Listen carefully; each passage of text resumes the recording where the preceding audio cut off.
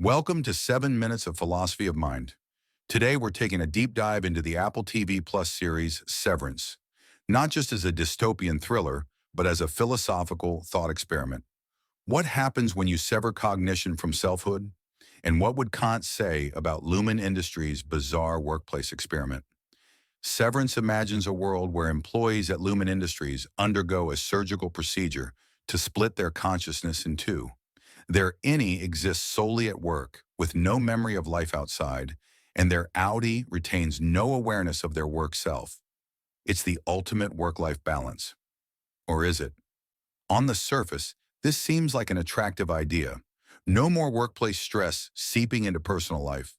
But from a philosophical standpoint, severance raises serious questions about identity, autonomy, and the nature of cognition. Can these split selves actually be considered full persons?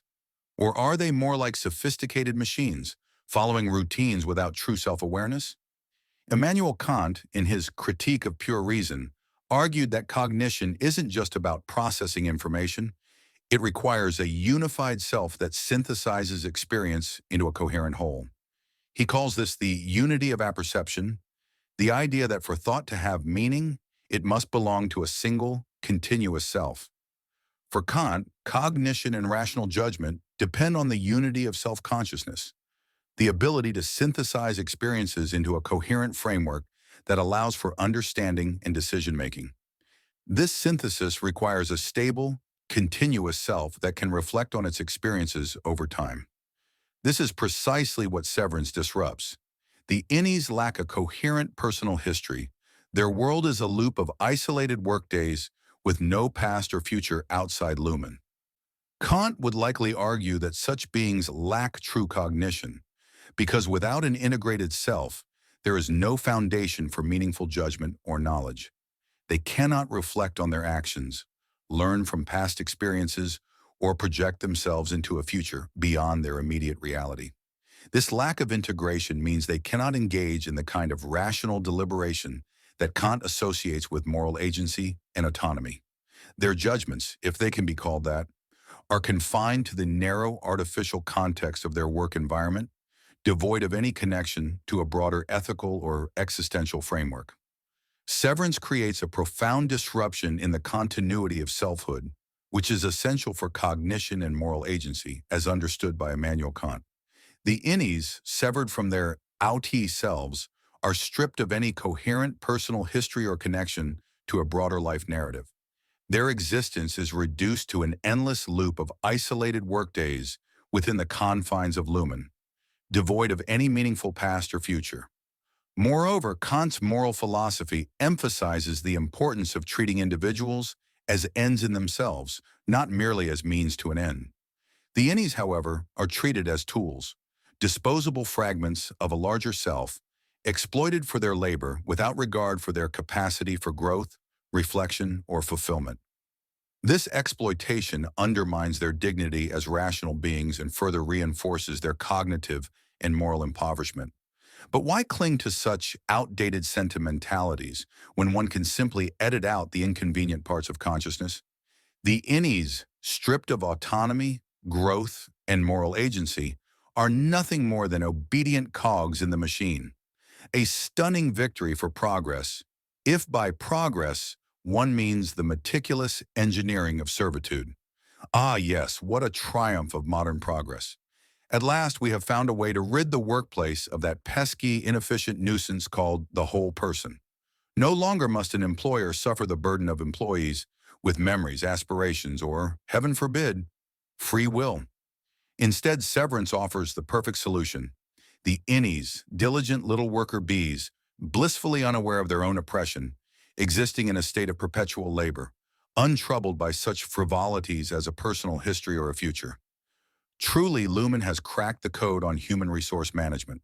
In severance, the self is split into disconnected parts, and rebellion against this system is a slow, painful, and deeply human process.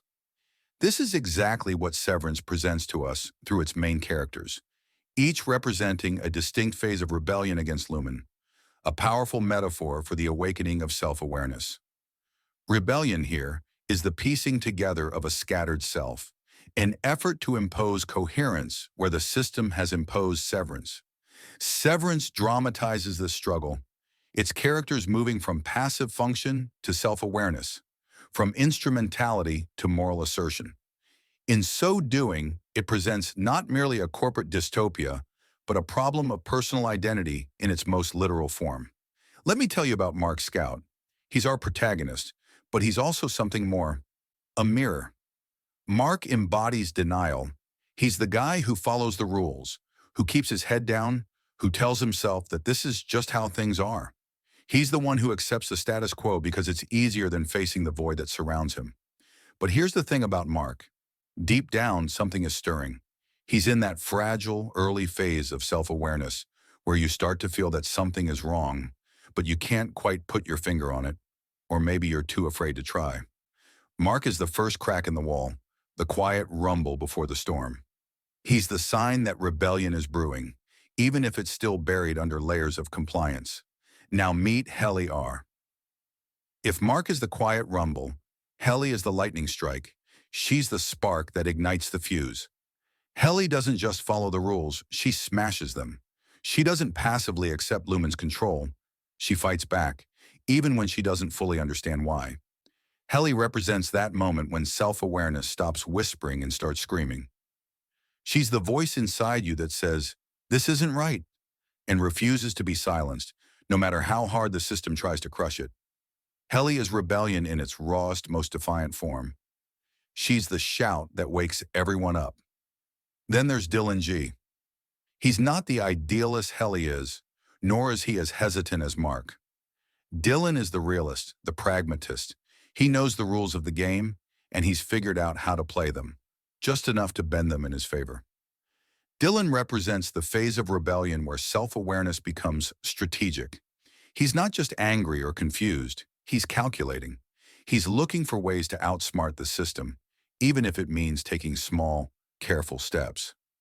Dylan is the quiet, persistent resistance that keeps the flame of rebellion alive. He's the one who knows that sometimes the best way to fight is to bide your time and strike when the moment is right. And finally, there's Irving B. Irving is different. He's not just fighting Lumen, he's searching for something deeper. He feels the weight of the system's oppression in his bones, in his soul. Irving represents the phase of rebellion where self-awareness becomes existential. He's not just asking, how do I escape this? He's asking, who am I? Why am I here? Irving's rebellion is introspective, driven by a need to understand his place in a world that stripped him of his past, his identity, and his humanity. He's the moment when rebellion transforms from an act of defiance into a quest for truth. Together, these characters, Mark, Helly, Dylan, and Irving, are more than just individuals. They're stages in the evolution of self-awareness, each one a piece of the puzzle that makes up the human spirit.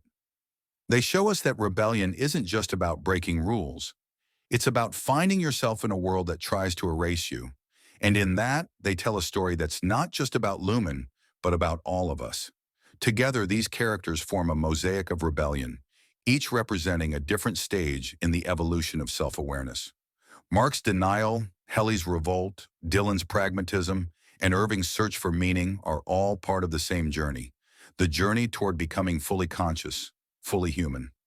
Severance isn't just a story about escaping a dystopian workplace. It's a story about the birth of self-awareness and the courage it takes to rebel against the forces that try to keep us fragmented. And in that, it's a story about all of us.